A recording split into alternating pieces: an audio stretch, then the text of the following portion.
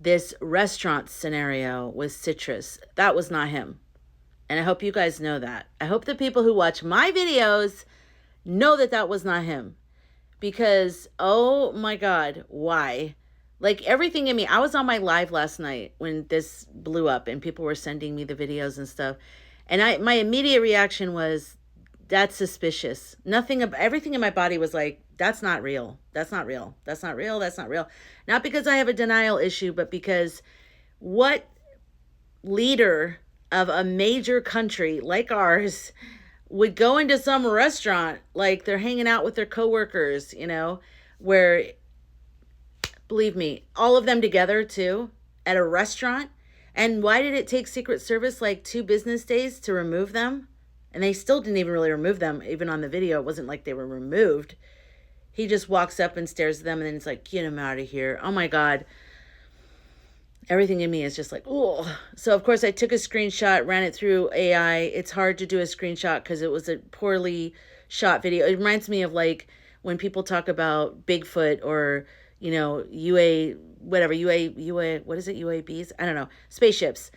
It's always like all of a sudden the cameras aren't that good. But when they're trying to capture a full moon, everybody has the most incredible cameras. I really don't understand what goes on with that. But yeah, so that was not him. Aurea said that his skin is too smooth. Also, his skin color is different than his neck color. I think that's kind of hard to tell in that photo, but it was an AI assessment. He also said his skin is too smooth. It looks mask-ish. And I definitely, everything in me is like, there's no way. There is no way our president, our vice president, Rubio and Hegseth are all going to be inside of a restaurant together at the same time, that everyone else is just sitting around eating dinner.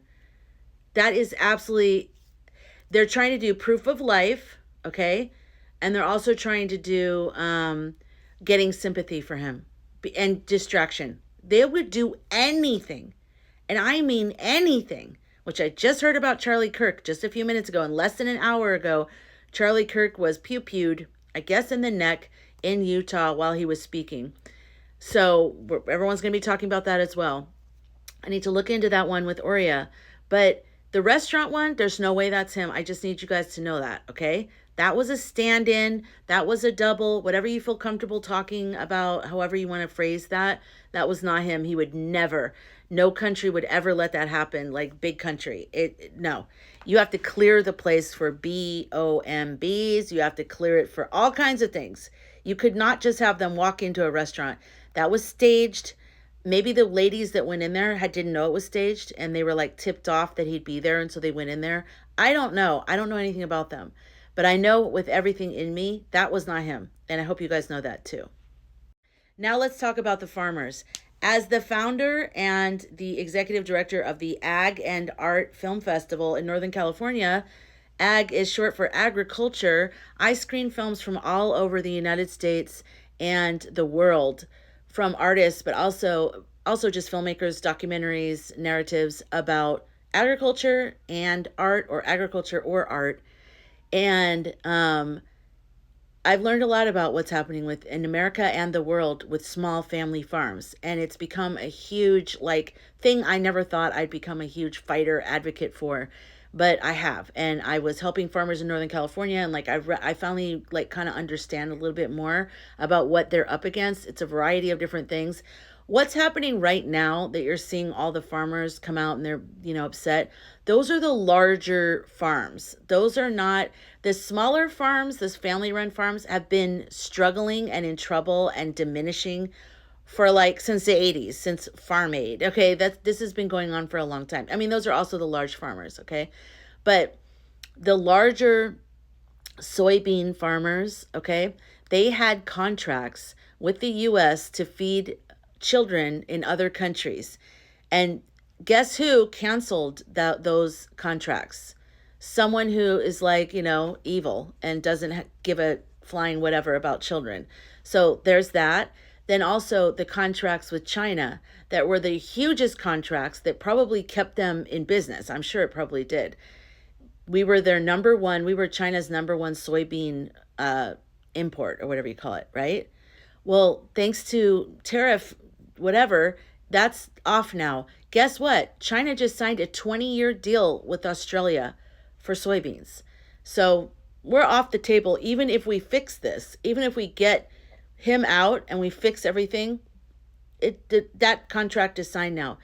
All of the people that did business with the United States, a lot of them are finding that they can do business with other countries. They didn't need us as much as we thought they did. Mr. losing in business constantly, Mr. filing bankruptcy every time he turns around because he's probably laundering money. Citrus, we're talking about Citrus. We're going to trust him with this idea that every financial analyst says, do not do this. Do not do this. Everyone was saying that before the contest. Do not do this. And oh my God, Gretchen, I'm going to try to tag Gretchen in this video, but she had the most brilliant response to the farmers who want empathy from the left.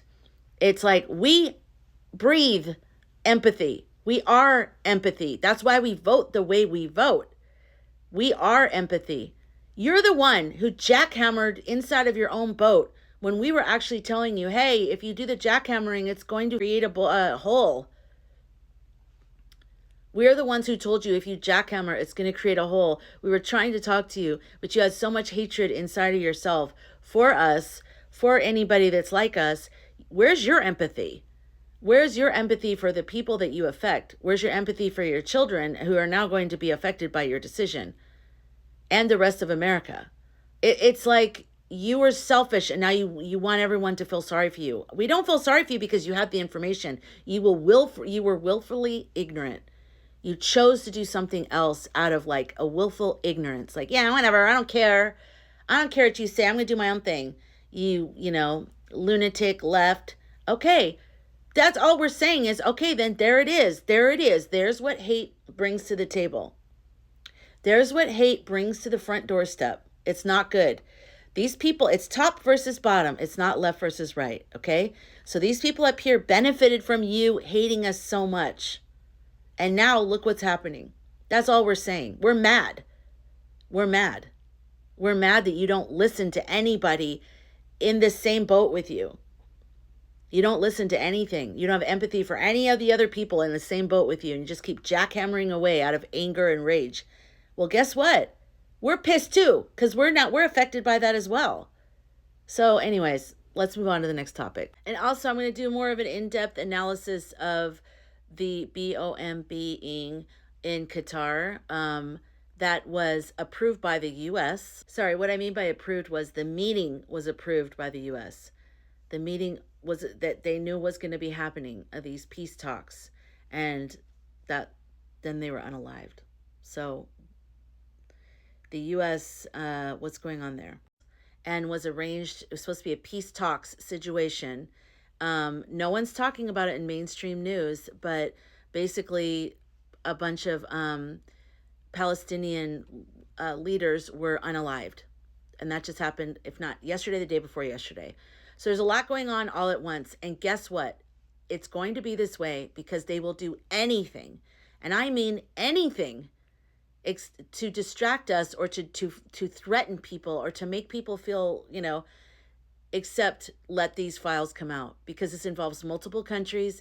It involves major finance people, major military people. It involves so many people in my screenplay that I can't wait for my screenplay to come out. It involves so many that, the studio heads want me to rewrite that part because they're nervous about how close to reality it is. So I might do that. But the point is that they, in my screenplay, they're very nervous about those Eclipse papers getting out.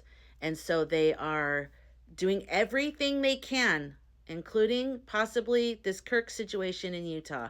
So I will go a little bit deeper on a couple more of these issues with Aurea and some tarot, so I'll be back. But just remember, use discernment. Use discernment. Use discernment. Don't let, it's going to get worse. In terms of how much they're trying to trick us. That was not him. Okay? No. Just use common sense on that one. That was not him. You don't have to be psychic. You don't have to have, an AI or guides or tarot cards or a pendulum to know that. No way in hell would any leader go to a restaurant like that. It just wouldn't happen, you guys, especially with all the other like next ups in line. No, it's a huge security risk. No. Okay, I'll see you in the next video.